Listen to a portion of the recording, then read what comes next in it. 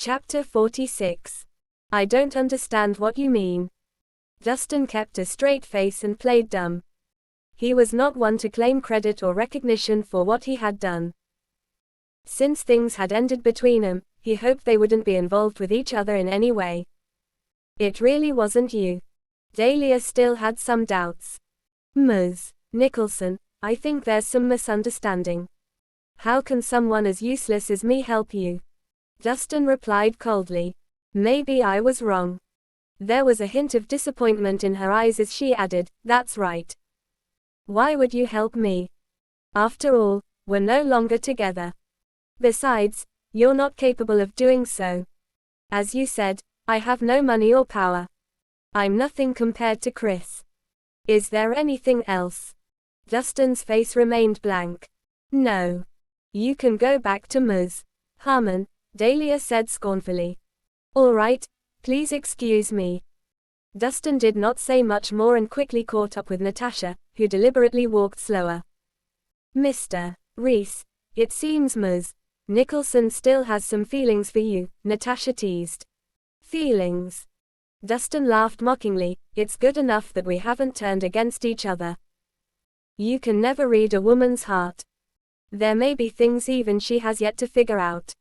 Natasha smiled and tried to change the topic. Oh, you mentioned you still need some rare herbs. Why? Have you found them? Dustin immediately perked up. Not yet. But I know someone who can help you. He was born into a family of doctors, and he collects many valuable herbs. Maybe he has what you need, Natasha explained. Oh. Who is it? Dustin inquired. Follow me and you'll find out. Natasha didn't give more details. She took Dustin's hand and went to the lounge on the second floor. There were two men in the lounge room. One of them was Natasha's grandfather, Andrew Harmon. The other was a burly man who looked about a couple of decades older than Dustin.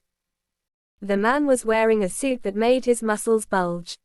He had a calm expression on his face.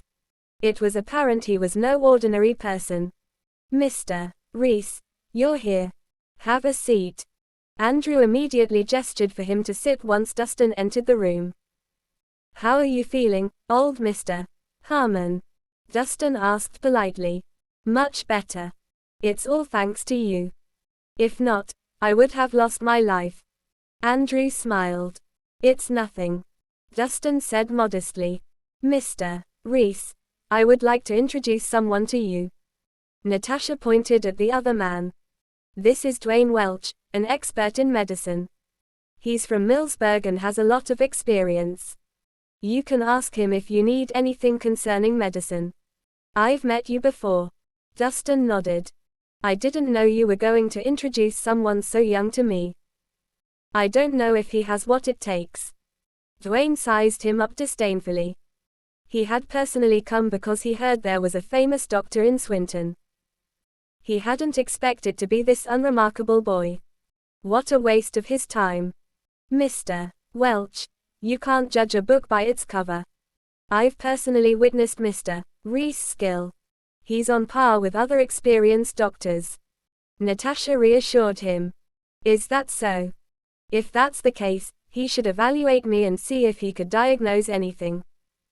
Dwayne started to get ready for an evaluation. It was obvious he was trying to make things difficult for Dustin. There's no need. I can recognize what disease you have in a glance, Dustin responded. In a glance? Dwayne was slightly startled. Are you joking? You can diagnose me by just looking.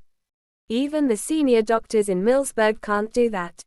I don't know if others can do it. But I can indeed see what disease you have. Dustin was very certain. All right. Then I would really like to know what you have diagnosed. Dwayne joked lightly.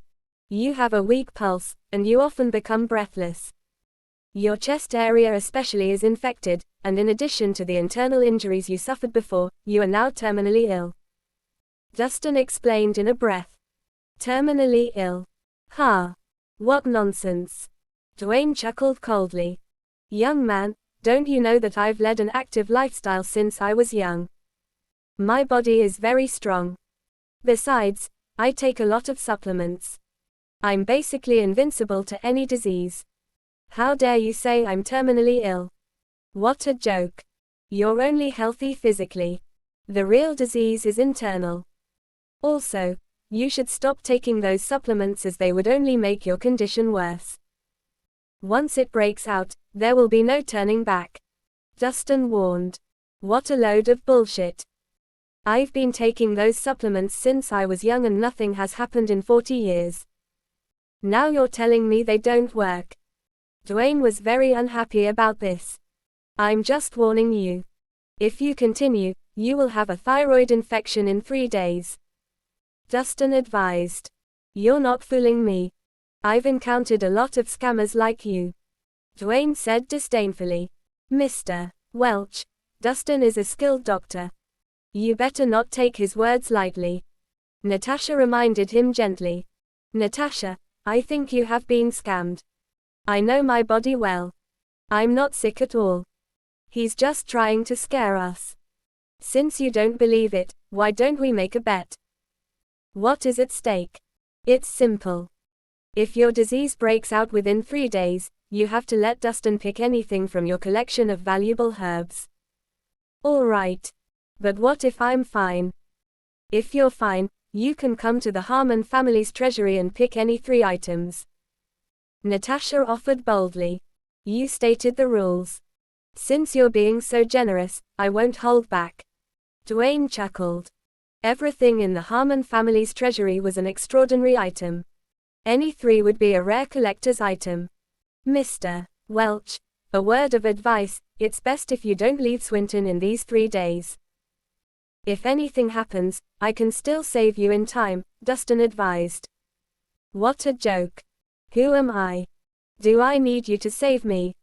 Even if I were sick, I would never ask you to treat me. Dwayne said contemptuously.